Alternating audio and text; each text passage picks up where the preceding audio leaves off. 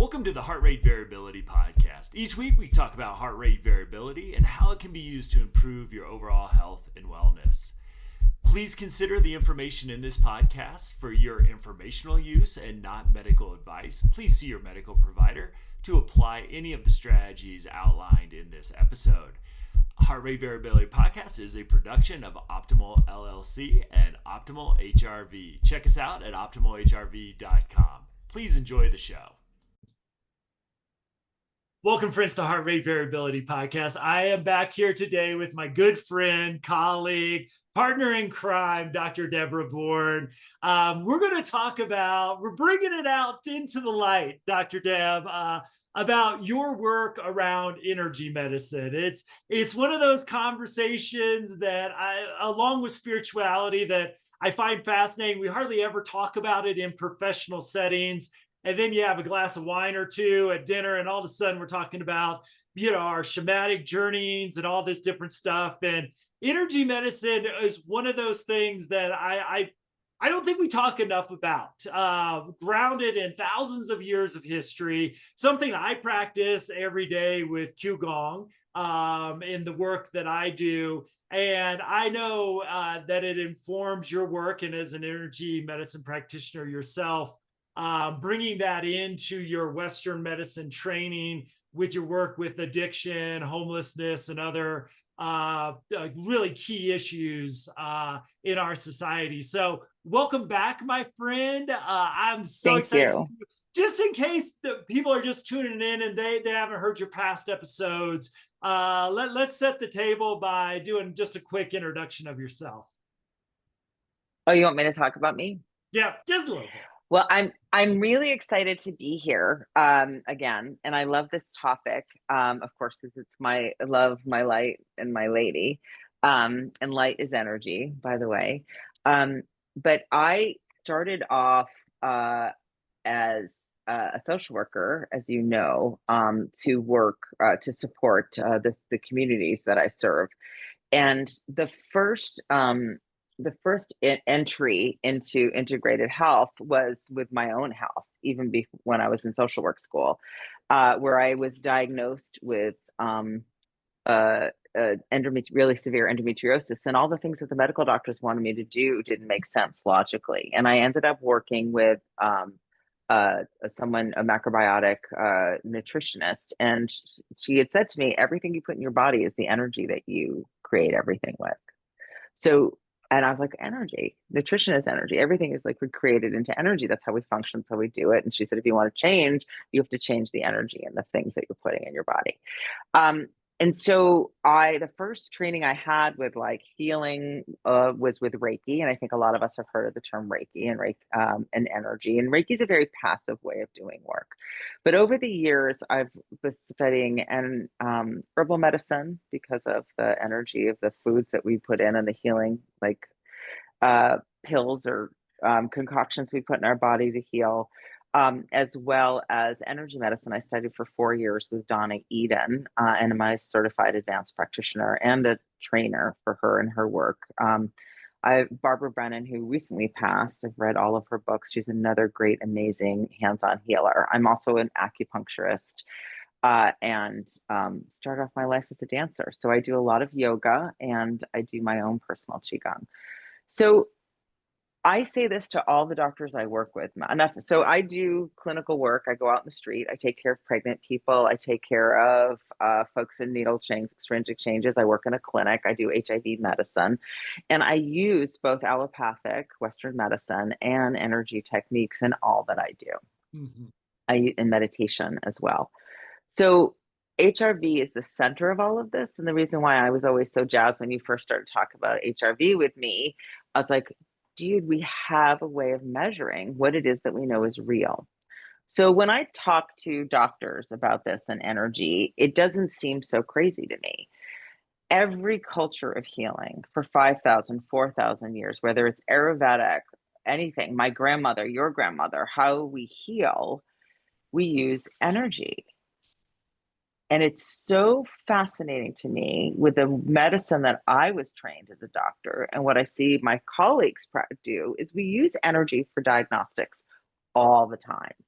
X-rays, EKGs. Blood pressure is energy. It's looking at pressure. We use it all the time for diagnostic, but we don't use it for an intervention, except when we look at something like lithotripsy, we use lasers. Mhm. But we're not using energy as much in how we treat, but we do use it a lot for how we diagnose. And that's energy. It's just energy. And it's not a crazy thing. I'm talking to you because of energy. My brain moves because of energy. I'm lifting my hand because of energy. And I have a little toy here. I don't know if you can hear it because I don't know how to set up my Zoom. And whenever I teach to either doctors or energy practitioners, I'm doing a addiction training for touch for health providers, lots of nurses. This I say is I got for my kids, but it's actually mine. So I'm energy. I'm a conductor. You're a conductor. When I touch this, have I ever showed this to you, Matt? Have you seen this? Oh my God, how did I never show this to you? And then you go like this, it like that. I'm a conductor of energy. Yeah. So you can say whatever you want and think this is wackadoodle, but the fact is that we as biological beings use energy. We use energy in our food, and glucose changes to ATP. It's how we move molecules across our membranes. We use positive and negative charges in our neurons to move things, and I can conduct energy. And I conduct energy by touching you and touching points. Or we've all had the experience where we're sitting there and you knew someone just walked in the door. Mm-hmm. Because our energy and our bioenergy, just like the earth and every other living thing, has a biosphere or a magnetic field. And you no way around that. You can Yeah. measure that. So that's my norm. That's how Deb Borne, I am so logical that it doesn't make sense to just look at healing without looking at energy. And that's how I came to this. That's odd. The diagnostic part of it, I is fascinating. I hadn't heard you say that before, but it makes total sense that that's what we're measuring diagnostically, but not really using that for healing in the same way, which is fascinating. Mm-hmm. So why I love HRV is it's the measurement, as you know, of the health of our nervous system. Yeah. And if you want to be in optimal HRV or optimal health, understanding that is critical. And so everything, if you so many things in energy medicine is looking at, and I could take the energy medicine I studied with Donna Eden, and other forms of healing like that modality, like touch for health and healing touch. You're setting a stage where you're relaxing the stress response and you're up leveling the anticipatory responding to and recovering from stress response, which comes from our vagus nerve. So you're working in Chinese medicine. I'm going to just introduce a term because I'm going to end up saying it if I don't. It's called the triple warmer. And it has some other names too, but it's one of our meridians. In Chinese medicine, there's 12 meridians, 14 altogether. And the triple warmer is our fight, flight, freeze, and appease. And it's very interesting. It doesn't relate to an organ like your heart meridian or your lung meridian, but they really think that it relates to our nervous system. And it's a meridian that other meridians call in when they need support.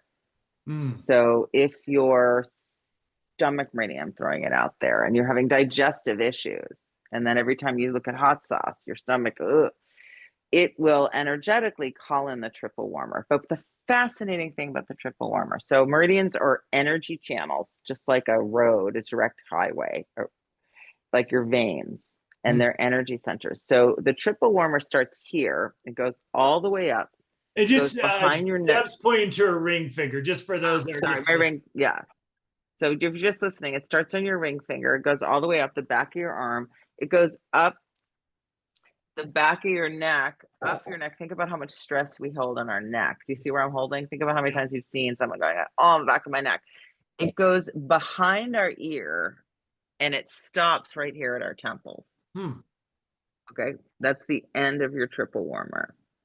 What's so fascinating is the vagus nerve, the longest nerve in our body, the one that's like a digest and rest, and it's what we are working on when we do HRV, right, Matt? We love that one. Yep.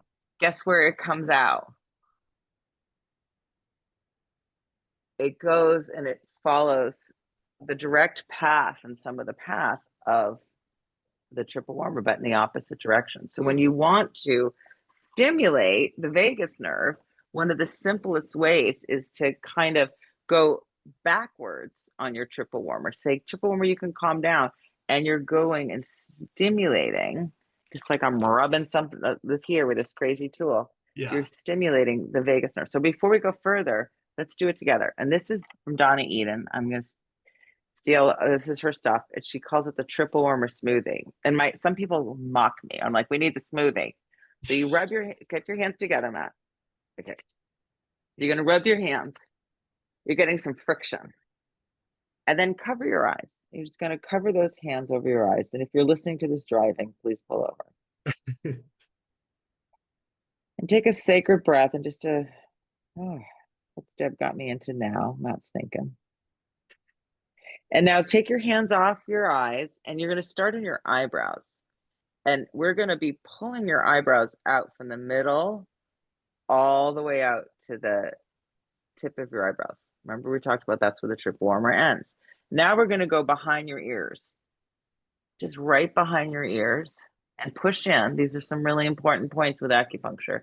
And now go down your neck, pressing in, and then just ending at your heart. How's that feel, Matt? Feels great. Yeah. And you can't, it's like, even if you don't want it to feel good, it feels good. So we were doing some things within energy medicine and with HRV. We're paying attention to our vagus nerve. You're stimulating the vagus nerve. You're tracing backwards the triple warmer, saying, triple warmer, I love you for existing. You're keeping me alive, but I don't need you to be in overdrive right now. And also in Chinese medicine, we're touching back here is something called a wind point, right behind your ear. And you think about how sensitive that is. And you're stimulating that to kind of close that off. So the triple warmer smoothie, there's so many easy things to do. And I do this on the street. I do this with doctors. The easy thing to do. So we just reset our nervous system. And I love doing this stuff, Matt. You know, I check the heart rate variability before and after a session. We can talk about that in a little bit. Well, and that's where you get the nickname of HRV witch in my house, because I've shown my my pre and post Deb, because you've done work on me over Zoom, and if an outsider who was uninformed, what the heck are these folks doing on Zoom? But then you see my post test HRV, I post tested with HRV, and I mean, it's doubled at times, like pre and post. Yeah. So let's talk in real life, and then we can talk about over the airways and how that works. Because I don't want to stretch like blow all of our minds up. But the point is when you fall and you hurt yourself, what's the first thing you do? Grab. You hold it, okay? Because our hands have lots as a powerful chakra of like when we even rubbed in together. So hands and hands-on healing, also doctors never touch anyone, are really important, and they hold and transfer energy. So if you just clap your hands together again, and then do your tips, tips, tips, tips, tips, tips, tippy, tippy, tip, tip, hand, hand, hand, hand, tippy, tip, tip, tip, tip. And now slowly put your hands together. And sometimes you feel some pressure. Do you feel a little pressure between your hands? Yep. Yeah. And if you come slow, I used to love doing this as a kid. My teacher calls that a chi ball. But the other thing that's really cool, so you can make that, and we've all hopefully had that experience where you can feel energy in our hands. You're feeling your biofield of one hand against another, and you can feel the pressure because we are energy. There's no way around that. But energy also follows thought. And it's why counseling and psychology is also impacted by it improves your HRV and being safe. and sometimes overdoing it, or if you're going through like you go to your therapist and you talk about something really deep and you go home and you're just exhausted, your HRV might be lower because you're just reprocessing. And I'm glad your HRV goes down to give your mind some time to just kind of integrate, right? So having a really high HRV all the time is not necessarily you want, but I do know that like when people do sports or work out too much or totally overstressing their body, their HRV will go down because there is sweet spots of when we're in like a good space. So let's just talk about if I'm doing an energy session on someone, whether it's a hands-on energy session or an acupuncture session, I will check someone's HRV and my HRV sometimes before. And then after the session, I'll check their HRV and sometimes mine. And there's certain protocols that I do that I know that our HRVs usually sync up. So I'll sync up with the person. Mm. And certain protocols have even more, like I know 100% if I'm doing a particular like really long holds on someone like this for a long time and really syncing with their energy, I'll see even more of a sync. But what you're talking about, Matt, is that if I check someone's heart rate variability, I'm just going to use a number, and it's 30, and their body has gone through a process in the hour that I'm working with them. After that session, if I've helped their heart rate variability and their vagus nerve and their triple warmer can relax, often I'll see a 10, 20, even sometimes 30 to 40 increment jump. Now, if I don't see that jump, it doesn't mean it's not working. It just means that it was like that therapy session. And it's also really good data for me to know, listen, your heart rate variability didn't go up. This was you're going to need more time to integrate.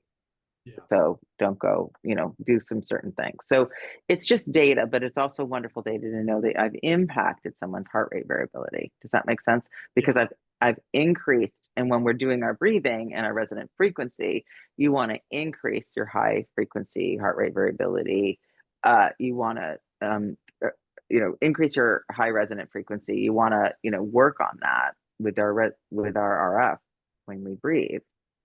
But there's also other ways of getting to it, which is what's lovely about seeing with energy medicine. I had this one experience, I know I did tell you this, where there were 5 advanced practitioners. We all went to someone's house and we all just checked our numbers, and we all had different numbers, except I think 2 people had like similar numbers in the 40s or something.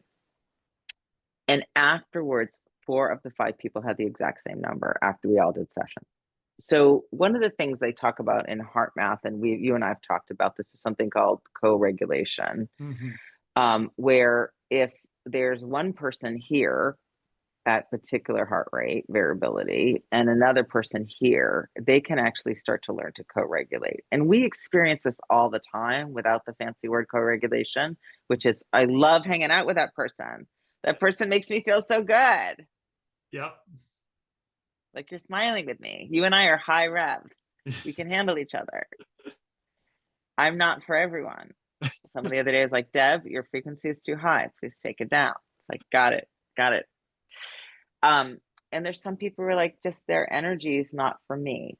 That's co-regulation. Your body's not feeling that you want to regulate. And so there's tons of research out there about how people's heart rate variabilities do co-regulate. And we definitely see that when I do either hands-on energy medicine or acupuncture. And I'm really curious if meditation programs, we should do that, Matt. Yeah. Liquid meditation. Yeah. So I do know meditation specifically does impact your heart rate variability, but I'm wondering about on the collective. So back to how energy medicine is a way to get to the healing of our nervous system and can be measured with heart rate variability. Yeah. To me, it's one and the same. And I just love it. I'm going to teach you some other little cool tricks too right now. Awesome. When you're ready. Want to learn another thing? Sure. Or do you have a question? Let's learn something, then I got a question. Okay. So we as magnetic beings, I'm going to hold it this way. We go like this, but we also have what's called a toric field. Energy comes up like, you've seen pictures of the earth and it has the spirally electromagnetic field. Yeah, electromagnetic field. Guess what? We have those too. And just like you have a 3-prong cable now we have, because we need a grounding. All energy needs to be grounded. We, in our toric field, need to be grounded. So one thing that's really important for your heart rate variability is something called grounding. Now, people buy grounding things and everything. One of the easiest ways to ground is to take your shoes off and step on some like a outside, and even the rock, your rock patio, whatever on your patio works, because it's just rock. So, but we can also ground energetically, and there's something called Donna calls them the 4 taps. But one way we ground is one of our meridians, the stomach meridian, comes down our body, and it's how we ground from above. So, and we're going to do is tapping it, because we can stimulate meridians by tapping. So go to where your eyeballs are in the middle, and then go down a little bit. You'll feel your bone. So about and just an tap inch down there. from the eyes. Yeah, an inch down. Yep, that's the second point in your stomach meridian. And I've even started to go down to the 3rd point on the stomach meridian, which is down near your nose, and all in that area. My acupuncture teacher, who's like an 80-something-year-old Japanese acupuncturist, is amazing. Kiko Matsumoto. She's really into this point here, 3rd. So you're just going to tap in those areas, and tapping can be in any rhythm or rubbing if that feels good. And what that does, and let's just stop for a moment. How's that feel, Matt? Feels good. That grounds us from above. Now, to ground from below, the kidney meridian, these are all organs, starts in the bottom of your foot, right in the sole of your foot, and comes and pulls energy up. It's our deepest, deepest, deepest, deepest energy. And I'm going to talk element. It's the water energy. I study 5-element theory. The water, it's the deepest. If you think about how deep our oceans are, comes all the way up, and it ends. Move my car. I'm in San Francisco, so I'm cold, unlike the rest of the nation. So if you find your collarbone, and then you find your collarbone, Matt, and then here's your sternum, you just get to where your collarbone means your sternum and just fall down right there. And then you can tap that. And you can tap it or rub it. How's that feel, Matt? Great. I've made you do this before. I love this one. Because it's really grounding from below. So those 2 things alone, if you did those every day, so good. And the last thing I'm going to talk about, which we're not going to measure, is to spoon. Now, in Chinese medicine, we use spoons all the time. I'm going to lean over here in my drawer, and I give spoons out to my patients and to other people. Is just any spoon at the from your conference drawer. table at AAPB. Yeah. Did you give out the spoons? Well, we use them, you've heard of guashan. Have you heard of guashan? I have not. So it's the thing, people do them for their face, so you're lymphatic and you whatever. Just rubbing yourself with a metal object helps, because metal is a conductor. Yeah. So why not? And really, you can put magnets on your feet, or you can take your foot. I'm not going to eat with a spoon after I use it. I'm sorry. I'm going to take my sock, here's my foot, and I'm going to rub it. And that's another great way to ground. This is when I've gone full on. You think so crazy, but when I've done this for patients, even on the street, even over their shoes, they're like, you can feel the difference. And if you want to just try this at home, do 1 foot and then stand and feel if you can feel the difference. But even my physical therapist uses a spoon. It's really good helping with muscle tension. Okay, so those are some of my biggest tricks. You can ask the question now. All right. So I imagine we have some listeners, because I love how you talk about this, because on one hand, you're a medical doctor, you're practicing medicine. On the other hand, I think for folks that might be new to terms like triple warmer or, tapping is pretty mainstream now in science. Where do you think we have and I find myself doing this, not so much with you because our relationship, I know you're onto something, but the first time you rubbed my foot with a spoon, I was like, what the hell is Deb doing? So there's, I think a lot of us have this kind of gut reaction is something isn't right here. It can't be right. Why is a medical doctor rubbing people's feet with a spoon?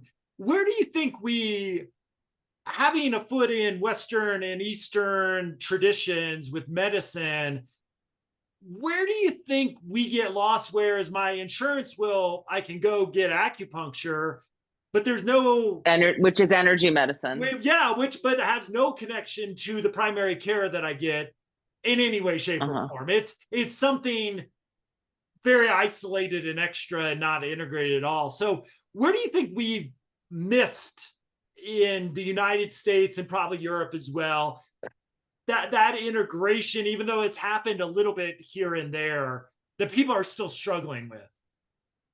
I think that you're asking like 3 or 4 questions, and Yeah. I'll try to at one time, which is fine. And I think they're all really important. The first is about safety. Mm-hmm. And when someone comes at you with something, anything that doesn't feel safe, you need context. Yeah. When I look at what we do in Western medicine, sometimes I'm like, I feel like I'm watching people just get leeches on them. You know, leeches can be helpful, but there's no purpose. Like, it feels so weird. I feel like I'm watching a movie. It's like, how can we be giving these to people, like opiate pain medicines, and not addressing the cause of the pain? Like, how we've gone about doing medicine, is strange to me. It's like, okay, for endometriosis, you're going to shut off my pituitary gland and shut off all my hormones, and then give me another hormone, and then it's going to still come back. Like, this is all kind of crazy. Yeah. So again, going back to that logic in my brain, I think Western medicine is phenomenal. I'm a person that's had 15 surgeries. I'm going to have another one. Like, I'm so grateful for what Western medicine is bringing. I'm an HIV doctor. It's keeping the people I love alive.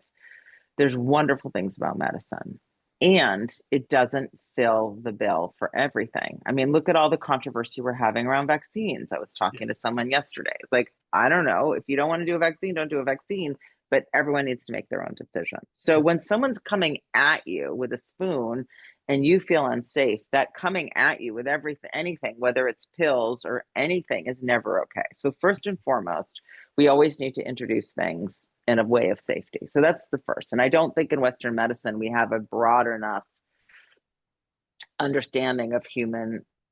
But most Americans, when you look at research with integrative, they're taking a supplement or something and they don't even tell their doctor. Most Americans that can have access to integrative health are using it, but they don't tell their doctor. So I think that first thing that you said to me, if someone's coming at you and you're thinking it's interesting, what does that mean? We have to put everything in context. And I do integrative health with people who have no access to care, and they love what I do so much more than the pills because they've had so much medical trauma.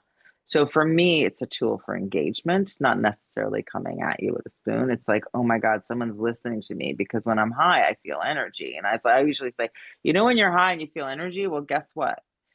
So there's a protocol I use a lot with there's ear acupuncture, and there's also ear acupressure. And it's actually interesting because with the ears, it's not really on a meridian in Chinese medicine. It actually is correlated based on our development as embryos with places of the brain. So they've actually mapped out this particular place is your kidney, you can map it up. This is your thalamus, mapped it out with the brain. So if you press on particular places in your ear, and just massaging your ear anywhere is great. But there's a protocol that I do, 5-point detox protocol, that was developed by the Black Panthers in the 70s. Actually, Tupac Shakur's stepfather, Dr. Shakur, was an acupuncturist that worked on this. And I go into predominantly Black and Brown communities where I'm doing this, and I tell them the story. I say, listen, this detox protocol, which works, there's a lot of research on it. It's used in like somewhere to 30 to 40 different drug courts in the country. They mandate this protocol. It really works. And I'm putting it on your ear, and I'm also giving you power back because your community came up with this. Yeah. And so the second thing I use energy medicine for, and why it's so important, is increasing someone's locus of control, their belief and their ability that they can work and heal themselves. So when I asked you, Matt, do you feel a difference? Did you feel good when you tapped yourself and you're like, wow, I could feel that? Yeah. You have the ability within you to make change. And heart rate variability specifically measures someone's ability to anticipate, recover from, and respond to stress. Yeah. Right? That's what it does. Yes. Heart rate variability. And so if we're trying to tap in, it's because we want to help people be able to make change in their life. I'm an addiction doctor, so I think about this all the time. So when I'm doing energy stuff, I'll do it and I add a little bit of magic. Magic is just science that we haven't proven. But I do something called muscle testing and other sorts of things, or ask them how they feel. Because doctors don't even ask you, did you feel a difference? It feels better or worse when I'm working on pain. I'm like, let's try this magnet here. I'll put a magnet because, Mm-hmm. again, it's affecting conductivity from a nerve. And does it feel better? And I'll talk to the person because I want to increase locus of control. And doctors in Western medicine have nothing to do with someone's locus of control. They actually try to take control away from them. So that's the second question. I feel like integrated health, by nature of what it is, done well, can bring the power back to the people where it belongs, because we don't heal someone, they heal themselves. Yeah. Even if it's your HIV med, you need to remember to take it. You're doing it for you. Yeah. Are you with me? And so Yeah. then the What I third understand question. too, I mean, we have a enormous model for this in China where I wouldn't even say integrated, that I don't want to call it West medicine, modern medicine, for lack of a better term, because I don't want to Uh-huh. say it's only Western. With that is as far as I understand, it just walks all with the traditional Chinese medicine. Yeah. That it's So one different thing. cultures. It's not Yeah. necessarily like So the there may be different acupuncture trade. practitioners, but there's Yeah. one. It's healthcare over there, which So gives us a very different model. so there's a couple. This is going to be the third question that I heard in your original question. I the acupuncture training that I did was for doctors, Mm-hmm. so it was done by doctors for doctors. They do a lot of work with folks in Germany. In Germany, there's many more acupuncturist doctors. Interesting. And for me, in my locus and control, like the other day, I went and was working, doing energy medicine for Juneteenth, at an event in the Bayview Hunters Point area in San Francisco, with the community, and I was able to do stuff for people. And this one guy, for his pain, he's like, I haven't been able to walk without pain in 20 years. What'd you do? I was like, I just did this VA program called Battlefield. So the VA has a acupuncture protocol that they've taught to 5,000 people or something like that. It's Mm-hmm. called Battlefield. I just said, I just put the seeds in your battlefield points. It what made your pain from 10 to go to 6, right? So the sound, like the intensity of your pain. And then we found a point with a magnet, again, energy on the place that hurt on your foot. You told me, and we did this together. Yeah. So, so, and so Germany, my understanding is they have it more integrated. At the VA, they're understanding in part of their work doing with this battlefield protocol that we're doing here. Mm-hmm. And I think part of it is, um, uh, part of it is, I think the need for research, because we pretend that we have to be research focused, as opposed to what feels better in you, right? And I think that we don't put enough weight into what feels better. Not that everything could be pushed, and Medicaid can cover everything because Right. it feels good. But I think that there's some surgeries that we do are not evidence based, but they certainly help Yeah. when you heal a broken bone. So I think that there's the need to reculture the importance of how someone feels about something. And then I think that we also need to have more research. And I think that we need to change the norm, about what it is that each person can do. So I'm a generalist. What I mean is that I'm a generalist and I feel very comfortable doing lots of different things, and I'm fine with uncertainty. And I teach addiction doctors and sometimes infectious disease doctors and residents and students. And I notice that in certain specialties, they won't, like, I can't deal with your hypertension because I am, I don't know, orthopedic doctor. Like, we become very specialized Yeah. in the It's a great field. point. And it's really hard to kind of bring things back, to deal with uncertainty, even within each field. But if you talk, so I'm going to talk about Arnica montana, homeopathy. Homeopathy works on an energetic level beyond my comprehension. I don't know a lot about homeopathy. I use homeopathy. I have a homeopath provider, and I use Arnica Montana all the time. And they've done so much research on Arnica Montana in So what Europe. are you And talking about, so Deb? Is this a town in Montana or? Arnica Montana is a it's a plant. It's a beautiful yellow flower, Arnica Montana. And Arnica Montana is a homeopathic remedy that is very widely used. Arnica Montana, Arnica. Okay. And Arnica is used by a lot of orthopedics and a lot of plastic surgeons. They use it both orally and topically for pain and trauma. And they've done a lot of research in Europe where people go to the emergency room and for anything, and they've been given Arnica homeopathically, and they improve regardless if they came in for pneumonia or broken bone. So that homeopathy works on a really even high vibrational, I don't understand, but there is a lot of research. But our vibration again is energy. So getting back to your original question, how do we bring this more into allopathic, into Western medicine? We need to talk to the people that we're taking care of. What do they believe in? So when I talk to the humans that I work with, they have a spiritual life. That's why you and I talked 5 years ago. What's the most important thing you want to talk about, Deb, on a podcast? Spirituality. Yeah. Because everyone has a spiritual life. Everyone has something that they're connected to. Everyone has something that they feel awe about, whether it's a dog or nature. 80% of the people will say nature, whether it's their belief in what they call as their God or deity, whatever. Everyone has something that's important to them. And we as providers and healers need to ask someone that question. Same thing with what is your belief system around your health? Yeah. Well, right now we're working in San Francisco on the opiate crisis, and everyone must go to treatment.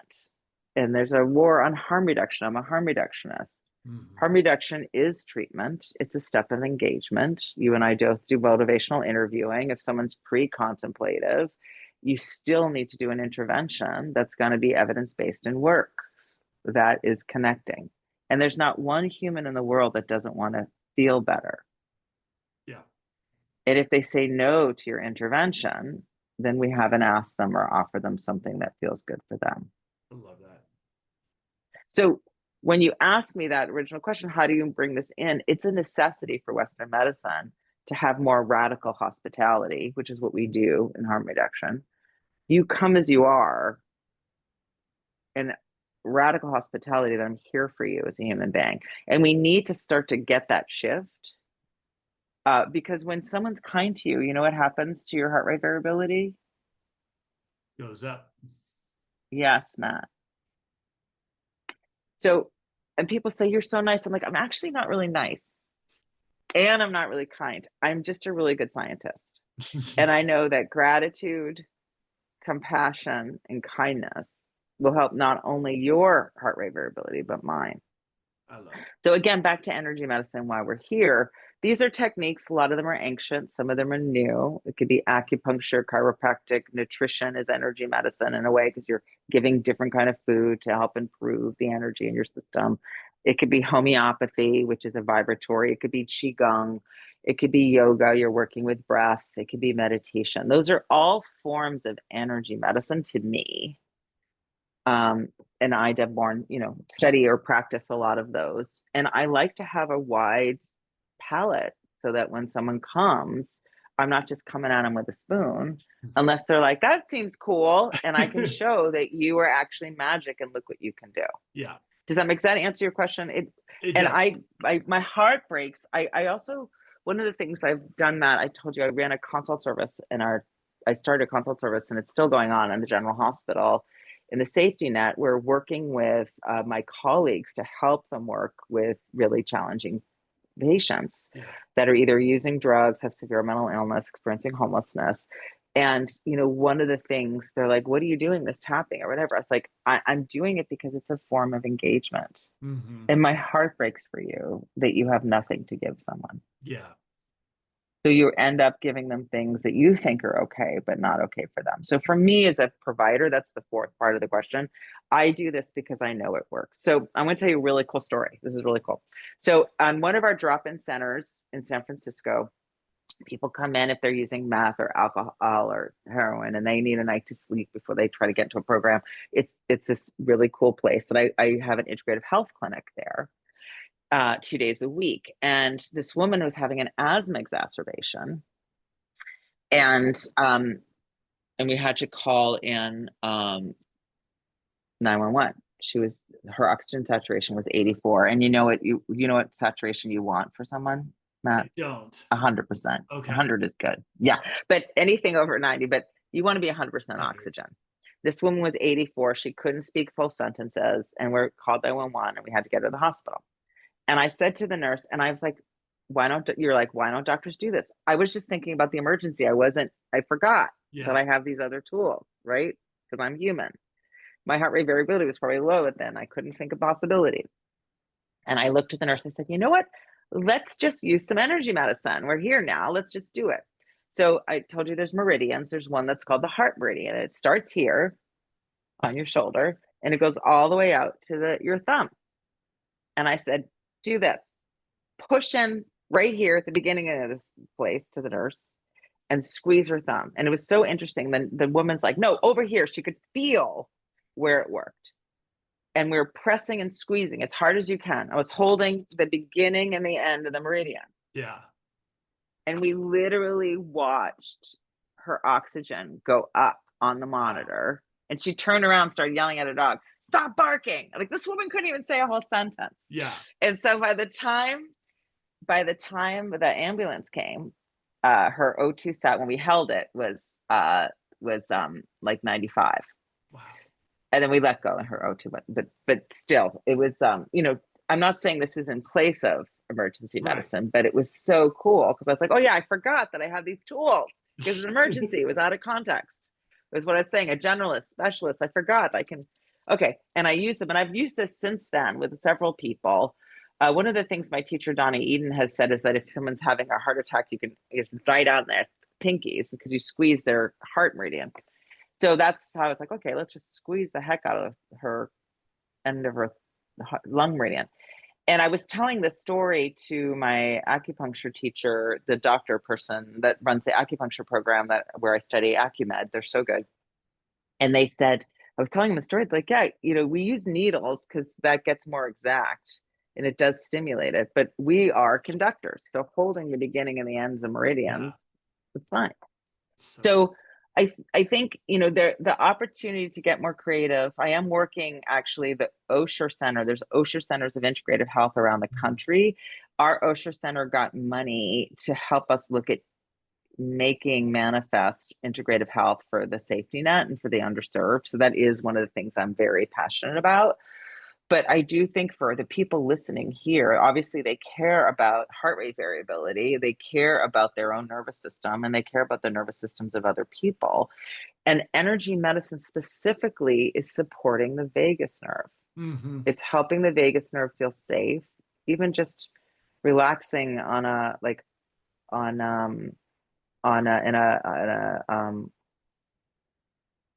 warm, comfortable beach blanket where you're just laying there on the beach and you feel good. That helps your vagus nerve, right? Yeah. So helping people feel comfortable and safe, even if it is placebo, they're feeling comfortable and safe, their vagus nerve is going to shine, right? So you're creating an environment.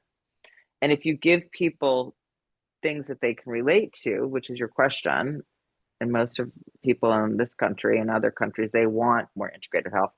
And at the end of the day, things like the 5-point detox and Battlefield 5-point in the ear, I just use ear seeds. I don't even use needles. I just go around. I think I did those on YouTube. Yeah, like a dozen times now. Yeah. Yeah.